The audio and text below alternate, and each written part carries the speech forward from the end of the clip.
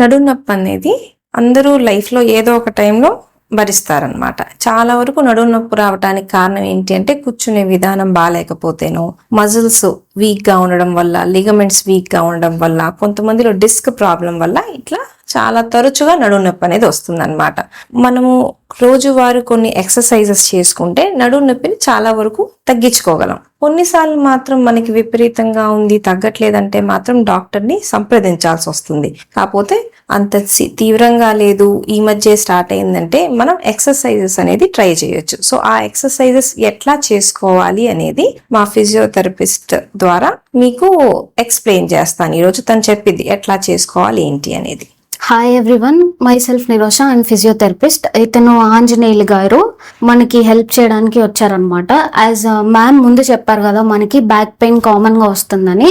Mechanical back pain అనేది ఉంటుందన్నమాట. Mechanical back pain ఏంటంటే మనం ఎక్కువగా వర్క్ చేయడం వల్ల, ఓవర్ యూజ్ ఆఫ్ మజిల్స్ అవ్వడం వల్ల ఏంటంటే మజిల్స్ అనేవి టైట్ అయిపోతాయి అనమాట, స్టిఫ్నెస్ లాగా వచ్చేస్తుంది. సో దాన్నే మెకానికల్ బ్యాక్ పెయిన్ అంటాం. మేడం చెప్పినట్టుగా పోస్చర్ కరెక్ట్ గా లేకపోయినా, లేకపోతే మజిల్స్ ఓవర్లోడ్ చేయాల్సిన దానికన్నా మజిల్స్ ఎక్కువ వర్క్ చేస్తే కూడా దాని వల్ల కూడా బ్యాక్ పెయిన్ అనేది ఉంటుంది అనమాట. అది మెకానికల్ బ్యాక్ పెయిన్. నెక్స్ట్ వచ్చేసి ఏంటంటే చాలా మందికి బ్యాక్ పెయిన్ నడుం భాగం నుంచి కాలు కింద వరకు లాగడం, తిమ్మిర్లు, జాలి, గుంజుతున్నట్టు ఉంటుందన్నమాట. వాళ్ళకి కూడా ఫిజియోథెరపీ ఎక్సర్సైజెస్ కొన్ని ఉంటాయి, బట్ వాటికి కొన్ని పర్టికులర్ ఎక్సర్సైజెస్ ఉంటాయి అన్నమాట. ఇప్పుడు నేను చెప్పేది ఏంటంటే మెకానికల్ బ్యాక్ పెయిన్ కి ఎక్సర్సైజెస్ ఇవి ప్రతి ఒక్కళ్ళు చేసుకోవచ్చు ఇంట్లో.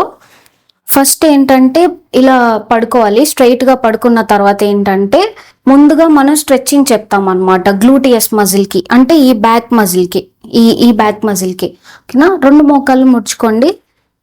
రెండు మోకాళ్ళు ముడుచుకున్న తర్వాత ఒక కాలు తీసి ఒక కాలు మీద వేయాలని 4 షేప్ లో. ఈ 2 హ్యాండ్స్ తో ఈ థైన్ పట్టుకోవాలి. ఈ థైన్ పట్టుకొని దగ్గరికి లాక్కోవాలి. ఇలా చేస్తున్నప్పుడు ఇటు సైడ్ ఆపోజిట్ సైడ్ పెయిన్ వస్తుంది మనకి. ఇక్కడ పెయిన్ వచ్చినప్పుడు ఒక 20 సెకండ్స్ హోల్డ్ చేసి మళ్ళీ దాన్ని మనం రిలీజ్ చేయాలన్నమాట. 20 సెకండ్స్ హోల్డ్, మళ్ళీ రిలీజ్, అలా 10 టైమ్స్ చేయాలి ఈ ఎక్సర్సైజ్. నెక్స్ట్ వచ్చేసరికి 2 మోకాళ్ళు కింద ఉంచేసి చేతులు 2 కిందకు పెట్టండి. ఈ బ్యాక్ పార్ట్ ఏదైతే ఉందో దీన్ని పెల్విక్ టిల్ట్ అంటారు. ఇది అబ్డోమెన్ పార్ట్ తో మీరు కింద కనండి, గ్లూట్స్ ని కింద కనండి, అంటే కింద కొత్తండి, కింద కదిం పెట్టి మళ్ళీ పైకి లేపాలి కొంచెం. ఓకే, మళ్ళీ కిందికి, మళ్ళీ పైకి. ఓకేనా, మళ్ళీ కిందికి. మామూలుగా ఈ ప్లేస్ ఉండిద్ది కదా, ఈ ప్లేస్ ని స్ట్రైట్ చేయాలి. స్ట్రైట్ చేసి మళ్ళీ అదిం పెడితే పైకి వచ్చి మళ్ళీ స్పేస్ కిందకి దగ్గర ఒత్తి పెట్టాలి, మళ్ళీ లూజ్. ఓకే, ఇది సెకండ్ ఎక్సర్సైజ్. థర్డ్ వచ్చేసరికి ఏంటంటే నడుము ఒక్కటి పైకి లేపాలి. ఈ కింది భాగాన్ని పైకి లేపాలి. అలా పైకి లేపి ఆ గాల్లోనే ఒక 20 సెకండ్స్ హోల్డ్ చేసి మళ్ళీ కిందకి దించుతారు. అంటే పైన 20 నెంబర్స్ కౌంట్ చేసుకుంటారు, మళ్ళీ కిందకి దించుతారు. ఓకే, మళ్ళీ లిఫ్ట్ చేస్తారు, మళ్ళీ 20 కౌంట్, మళ్ళీ కిందకి దించుతారు. ఓకేనా, ఇది థర్డ్ ఎక్సర్సైజ్ అనమాట. ఫోర్త్ ఎక్సర్సైజ్ వచ్చేసరికి 2 మోకాళ్ళు దగ్గరికి తీసుకొని మీ చేతులతో మోకాళ్ళని పట్టుకొని చెస్ట్ వరకు లాక్కోవాలి. దాన్ని మనం ఇలా లాగి పెట్టుకొని ఒక 20 సెకండ్స్ కౌంట్ చేసుకొని మళ్ళీ కిందకి జాపాలి. అలా ఈచ్ ఎక్సర్సైజ్ 10 to 15 టైమ్స్ లేదా 15 to 20 టైమ్స్ చేయాలి. మళ్ళీ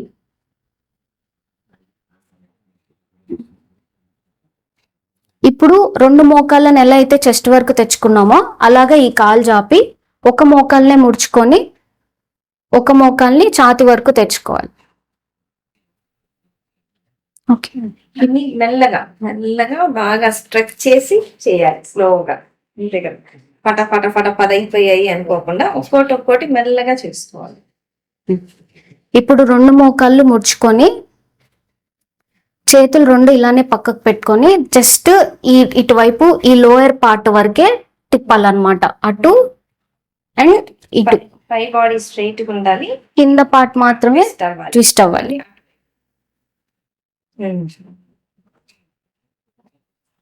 ఓకేనా, ఇలా మోకాల మీద కూర్చొని ఇది కింద ఇలా కూర్చున్న తర్వాత చైల్డ్ పోజ్ అంటారు దీన్ని. ముందుకి బెండ్ అవ్వాలి. ఈ పార్ట్ కింద కాళ్ళకి ఆనిచ్చి ఉండాలి. ఇలా ఓకేనా. ఇది బాగా స్ట్రెచ్ అయ్యేటట్టు. ఇది చైల్డ్ పోజ్. ఇవి యోగాలో వస్తాయి. నెక్స్ట్ వచ్చేసరికి నీస్ మీదకి రండి. నీస్ మీదకి చేతులు ఇలా పెట్టుకోండి, బాడీ ఇలాగా కొంచెం కాళ్ళు ఎడమెడంగా పెట్టుకొని ఈ లోయర్ పార్ట్ ఉంది కదా, లోయర్ స్పైన్ అదొక్కటి కిందకి దిగాలన్నమాట. ఇలా కిందకి దిగినప్పుడు తల బయటికి ఉండాలి. ఓకే, స్లోగా మళ్ళీ దీన్ని పైకి ఎత్తుతారు ఇలా స్పైన్ ని, తల లోపలికి. Cat and camel. Cat pose, camel పైకి క్యామెల్ పోజ్, మళ్ళీ పైకి క్యాట్, మళ్ళీ కింద బాగా. ఓకే, మళ్ళీ ఇలానే ఫ్రీగా ఉండండి. నెక్స్ట్ ఎక్సర్సైజ్ వచ్చేసరికి బర్డ్ డాగ్ అన్నమాట. బర్డ్ డాగ్ ఏంటంటే చెయ్యి ఇలా స్ట్రైట్ గా పైకి లేపాలి. ఇది ఈ హ్యాండ్ కి ఆపోజిట్ లెగ్ స్ట్రైట్ గా పైకి లేపాలి.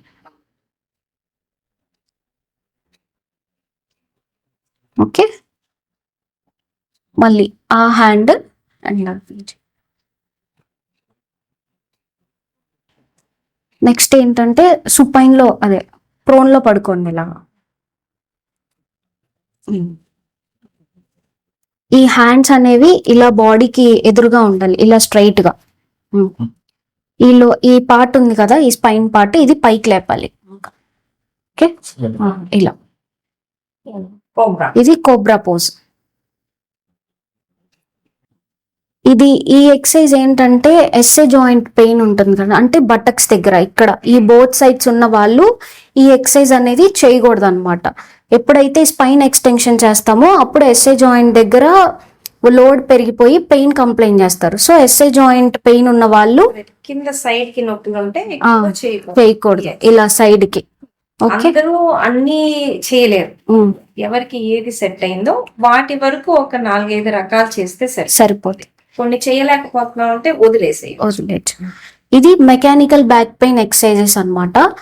ఇందాక చెప్పినట్టు చాలా మంది కంప్లైంట్ చేస్తుంది ఏంటంటే బ్యాక్ దగ్గర నుంచి కింద పాదం వరకు జాలిలాగా పెయిన్ కంప్లైంట్ చేస్తున్నారు. ఫస్ట్ ఏంటంటే మీరు కన్సల్టెంట్ డాక్టర్ ని మీట్ అవ్వాలి. అది ప్రాపర్ డయాగ్నోసిస్ అయిన తర్వాతే ఒక ఫిజియోథెరపిస్ట్ అడ్వైస్ చేస్తేనే కొన్ని ఎక్సర్సైజెస్ చేయాలన్నమాట. వాటికి సయాటికా పెయిన్ వచ్చే వాళ్ళకి కొన్ని సెపరేట్ ఎక్సర్సైజెస్. ఒక కాలు ముడుచుకొని ఒక మోకాలు ముడుచుకోవాలి. ఒక మోకాలు ముడుచుకొని కాలు స్ట్రైట్ గా పైకి లేపాలి ఇలా ఇక్కడ వరకు. ఓకే, ఈ హ్యాండ్ ఆ హ్యాండ్ తీసుకొని ఈ థైకి హెల్ప్. ఓకే, ఈ యాంకిల్ ఉంది కదా, యాంకిల్ ఒకటే ముందుకి 10 times అలా, అంటే వన్ సైడ్ లిఫ్ట్ చేస్తే 10 times పాదం ముందుకి వెనక్కి అనాలి. ఇది షయాటిక్ నర్వ్ గ్లైడ్ ఎక్సర్సైజ్ అంటారు దీన్ని. రెండు వైపులా చేసుకుంటే మంచి చేయగలిగితే రెండు వైపులా చేసుకుంటే మంచిది. ఇది మెయిన్ ఎక్సర్సైజ్, అంటే రేడియేటింగ్ పెయిన్ ఉన్న వాళ్ళకి. మిగిలిన ఎక్సర్సైజెస్ కామన్ గా షయాటికా ఉన్న వాళ్ళు కూడా చేసుకోవచ్చు అన్నమాట. నెక్స్ట్ ఏంటంటే ఇది బెటర్ స్టూల్ గానీ చైర్ మీద గానీ ఉండి చేస్తే ఎఫెక్టివ్ గా ఉంటుంది. కొంచెం ముందుకు జరగండి, ఈ కాలు తీసి ఈ కాలు మీద వేసుకోండి. జస్ట్ మీరు ఇది ఇలా కిందకంటూ ముందుకు బెండ్ అవ్వండి చాలు. ఇలా అంటూ ముందుకు బెండ్. ఓకేనా, ఇది స్టూల్ మీద చేస్తే ఎఫెక్టివ్ గా ఉంటుంది. ఇక్కడ పెయిన్ వస్తుంది అనమాట, బ్యాక్ ఈ తొంటి భాగం దగ్గర పెయిన్ వస్తుంది. ఆ పెయిన్ వచ్చినప్పుడు 20 seconds హోల్డ్ చేసి 20 seconds మళ్ళీ అలా కంటిన్యూస్ గా చేయాలి 10 times. ఆఫీస్ లో కూర్చొని కూడా చేయొచ్చు. పడుకోవడానికి లేకపోయినా కూర్చొని చేసే ఎక్సర్సైజ్ ఉంటాయి. ఇప్పుడు చైర్ లో కూర్చొని చేసేది, ఇది ఒక కాలు మీద ఒకటి వేసుకొని చైర్ లో కూర్చొని చేయొచ్చు. ఒకటి ట్విస్ కుర్చీలో కూర్చొని చేసే ఉంటాయి కదా, స్పైనల్ ట్విస్. ఇలా ఇలానే కూర్చొని చైర్ లో మీరు జస్ట్ హ్యాండ్స్ ఇలా ప్లేస్ చేసుకుని ఇలా స్లోగా మొత్తం చేయాలి. సో లాస్ట్ అనేది ఆఫీస్ లో కూర్చొని చేసుకోవాలి. చాలా మంది మమ్మల్ని అడుగుతున్నారు, అంటే స్పైన్ ఎక్కడో డిస్క్ బల్జ్ అయిన దానికి ఎక్సర్సైజెస్ కి ఏంటి రిలేటెడ్ అని. ఫస్ట్ స్పైన్ హెల్దీగా స్టేబుల్ గా ఉండాలంటే మీ కండరాలు ఫ్లెక్సిబుల్ గా అండ్ స్ట్రెంగ్తెన్ గా ఉండాలి. అవి ఫ్లెక్సిబుల్ గా స్ట్రెంగ్త్ గా ఉంటేనే మీ స్పైన్ హెల్దీగా ఉంటుంది, స్టేబుల్ గా ఉంటుంది. సో మేడం అంటే ఎవరు ఊరికే చెప్పరు ఎక్సర్సైజెస్ చేయమని. అది హెల్దీగా ఉండాలంటేనే మజిల్స్ స్ట్రెంగ్తెన్ గా ఉండాలన్నమాట. ఫిజియోథెరపీ దగ్గరికి వెళ్ళమంటే ఖర్చు అవుతుంది, ఎందుకు టాబ్లెట్స్ రాసేవని అంటారు. టాబ్లెట్స్ అనేవి ఉపశమనానికి, రోగానికి పనిచేసేదైతే మాత్రం ఎక్సర్సైజే. మన మజిల్స్, లిగమెంట్స్ మన కంట్రోల్లో ఉంటాయి. డిస్క్లు, నరాలు చాలా సార్లు మన కంట్రోల్లో ఉండవు. మనం చేతుల్లో ఉన్నదైతే మాత్రం ఎక్సర్సైజ్ చేయకుండా, అవసరమైన జాగ్రత్తలు తీసుకోకుండా ఎన్ని మెడిసిన్ వాడినా నడుము నొప్పికి పెద్దగా పని చేయవు. కాబట్టి జాగ్రత్తగా చేసుకోండి, మెల్లగా చేసుకోండి. ఒకవేళ ఇబ్బందిగా ఉందంటే ఫిజియోథెరపిస్ట్ దగ్గరికి వెళ్ళాలి. కొన్ని చోట్ల మనం ఫిజియోథెరపీకి ఖర్చు పెట్టాల్సి ఉంటుంది. వెళ్ళి వాళ్ళతో జాగ్రత్తగా చేయించుకోవాలి. మెడిసిన్ వరకు పెయిన్ కిల్లర్స్ మింగి దాన్ని పోస్ట్పోన్ చేయడం ఇదంతా అసలు మంచిది కాదు. చాలా మంది ఒప్పుకోరు కదా చేయించుకోవడానికి. అది కూడా ఈ exercises only mild, moderate pain ఉన్న వాళ్ళు చేస్తే ఎఫెక్టివ్ గా ఉంటుంది మ్యామ్. సివియర్ పెయిన్ ఉన్న వాళ్ళు ఏంటంటే, సివియర్ పెయిన్ ఉన్న వాళ్ళు ఖచ్చితంగా ఫిజియోథెరపిస్ట్ దగ్గరికి వెళ్ళి, మెషిన్స్ ఉంటాయి, లంబార్ ట్రాక్షన్, టెన్స్, ఐఎఫ్టి అని, అవన్నీ లైక్ కొన్ని డేస్ సెషన్ చేయించుకొని అప్పుడు 11th డే నుంచి ఎక్సర్సైజెస్ చేస్తే ట్రీట్మెంట్ ఎఫెక్టివ్ గా ఉంటుంది అన్నమాట. సివియర్ గా ఉన్న వాళ్ళు స్టార్టింగ్ డేనే ఎక్సర్సైజ్ చేసేస్తే మళ్ళీ ఎక్కువ పెయిన్ కంప్లైంట్ చేస్తున్నారు కాబట్టి. సో బ్యాక్ పెయిన్ అనేది ప్రతి ఒక్కరి లైఫ్ లో ఏదో ఒక టైంలో భరించాల్సిందే. సో స్టార్టింగ్ లో చిన్నగా ఉన్నప్పుడు ఎక్సర్సైజ్ చేసుకుంటే మేలు. సివియర్ గా ఉందంటే మెడికల్ హెల్ప్, ఫిజియోథెరపిస్ట్ హెల్ప్ అన్ని అవసరమే. బట్ లైట్ గా ఉంది అంటే మనం హడావిడి పడాల్సిన అవసరం, ఎక్సర్సైజ్ చేసుకుంటే సరిపోతుంది. Thank you.